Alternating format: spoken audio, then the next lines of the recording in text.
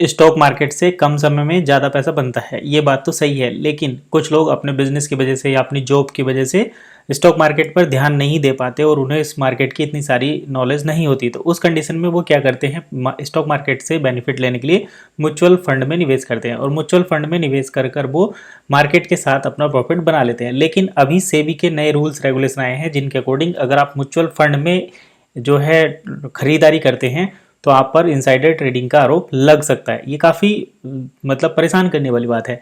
तो आज की इस वीडियो में हम यही चीज़ देखेंगे कि देखिए, पहली बात तो ये कि म्यूचुअल फंड क्या होता है जिन लोगों को नहीं पता, दूसरा इनसाइडर ट्रेडिंग क्या होती है अगर आपको भी नहीं पता तो इसके बारे में बात करेंगे, और कितना म्यूचुअल फंड खरीदने पर इनसाइडर ट्रेडिंग का आरोप लग सकता है। जो लोग अभी भी म्यूचुअल फंड में निवेश कर रहे हैं उनको भी यहाँ पर जो है समझने की ज़रूरत है, और क्योंकि उनके साथ भी ये दिक्कत हो सकती है। आज से ही ये रूल लागू हो गया और इसमें इनसाइडर ट्रेडिंग से हम कैसे बच सकते हैं, क्योंकि ऐसा भी नहीं है कि भाई म्यूचुअल फंड में फिर तो लोग निवेश ही करना बंद कर देंगे। तो ये सारे क्वेश्चन आज के इस वीडियो में हम देखने वाले हैं एक एक करके। तो चलिए सबसे पहले हम देख लेते हैं कि म्यूचुअल फंड क्या होता है। लेकिन उससे पहले अगर आप चैनल पर पहली बार आए हैं तो चैनल को जो है आपको क्या करना है, सब्सक्राइब, और इसके साथ साथ जैसे ही सब्सक्राइब पर क्लिक करेंगे तो आपको एक ऐसा बेल नोटिफिकेशन मिलेगा, यहीं पर उसको दबा देना है, प्रेस कर देना है बेल नोटिफिकेशन, जिससे आपको सभी वीडियो के नोटिफिकेशन मिलते रहे।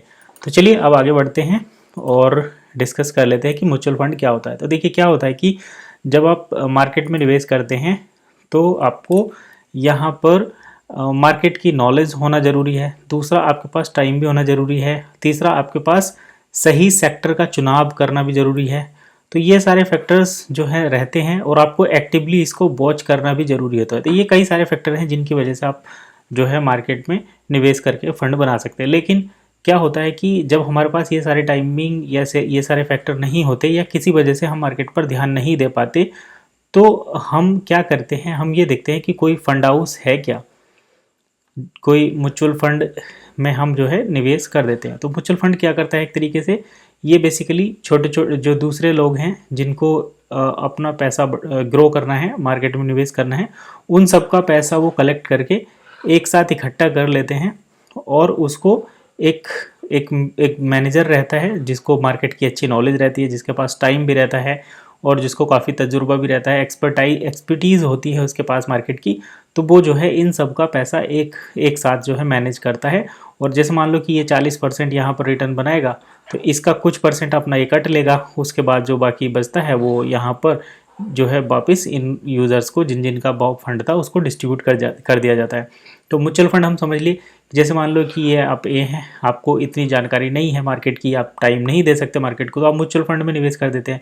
तो आपके जैसे जो दूसरे लोग हैं सभी म्यूचुअल फंड में निवेश कर देते हैं और वो एक बड़ा अमाउंट बना देते हैं। तो बिग अमाउंट बन जाता है, बड़ा पैसा हो जाता है। उस पैसे को जो है यहाँ पर एक बंदा जो जो एक्सपर्ट होता है मार्केट का, वो मार्केट में लगाता है, ट्रेड करता है, हालांकि स्टॉक में ही ट्रेड वो करता है। करने के बाद जो है उस पैसे पर कुछ रिटर्न निकालता है और वो रिटर्न निकाल कर आपको जो है वापस दे दिया जाता है और आप उसको बिना मार्केट में काम के बेनिफिट ले सकते हैं। हालांकि यहाँ पर जैसे मान लो कि आपको एक साल में 100% का रिटर्न स्टॉक पर मिलता है, तो यहाँ आप जो है 85 तक का यहाँ से भी ले सकते हैं। तो ऐसी कंडीशन जो है यहाँ पर बनती है।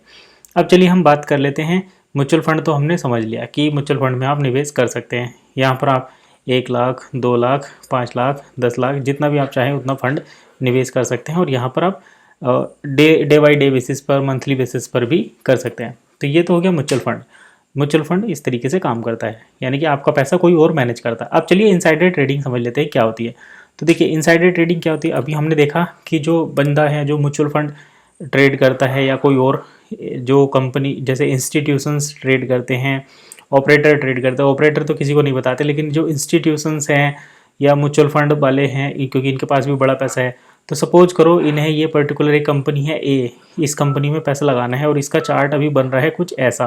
तो ये क्या करते हैं, अगर ये यहाँ पर किसी को इन्फॉर्मेशन दे दे कि हम इस पर्टिकुलर, जैसे मान लो ये ABCD कंपनी है, ABCD कंपनी है, इस कंपनी का स्टॉक खरीदेंगे, हमारे पास 10,000 करोड़ रुपया है, 10,000 करोड़ रुपया है। तो ठीक है, जैसे ये 10,000 करोड़ रुपया इस कंपनी में लगाएंगे तो इस कंपनी का स्टॉक भागना ही है, ये तो तय है।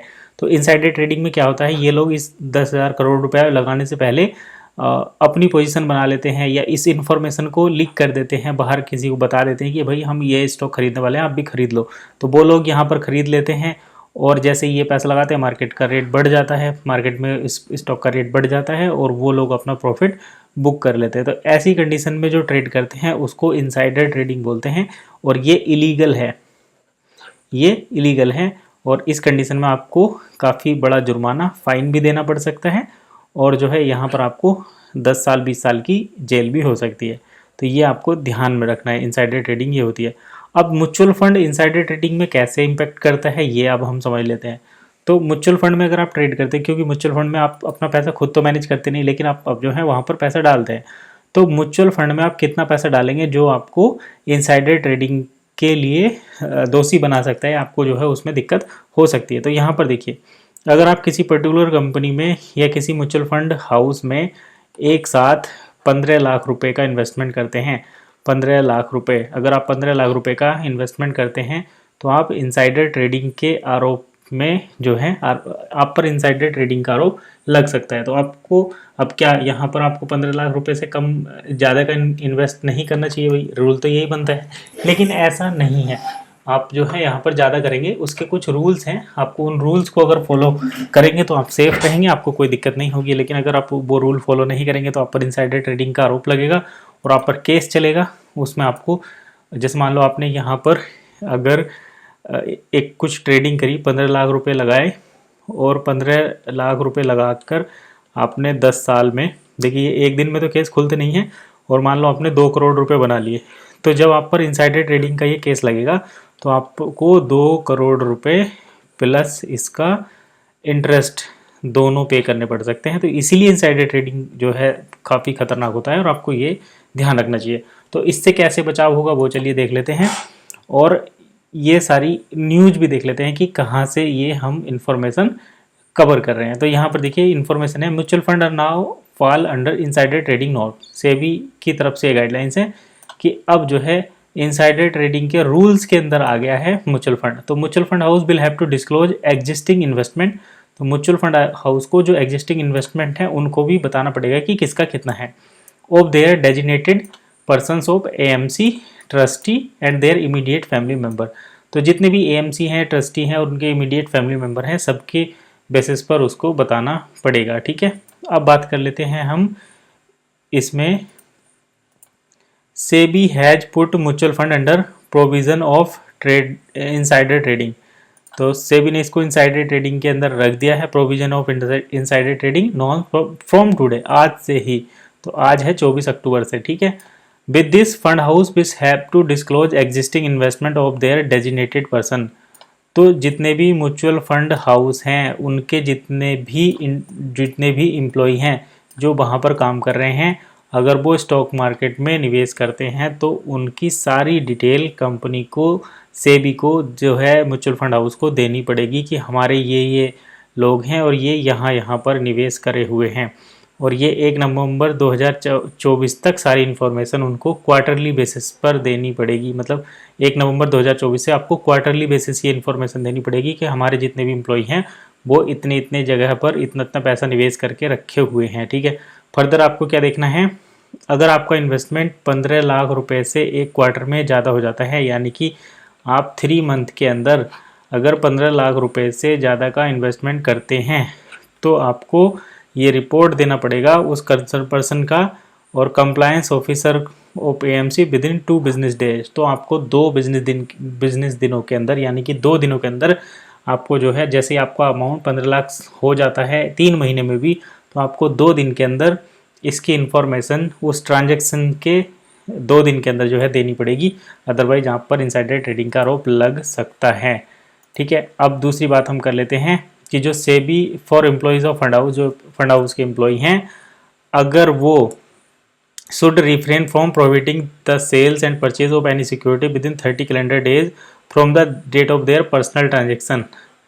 तो अगर वो, मतलब जो एम्प्लॉई हैं, अगर वो किसी कंपनी में निवेश करते हैं तो उसके 30 कैलेंडर डेज के अंदर जो है वो अपने पर्सनल ट्रांजेक्शन नहीं कर सकते। जैसे मान लो HDFC में उन्होंने ख़रीदा, ठीक है, HDFC में वो जो है ख़रीद रहे हैं, तो अपने पर्सनल अकाउंट में वो जो है 30 दिन के अंदर तक ये नहीं खरीद सकते।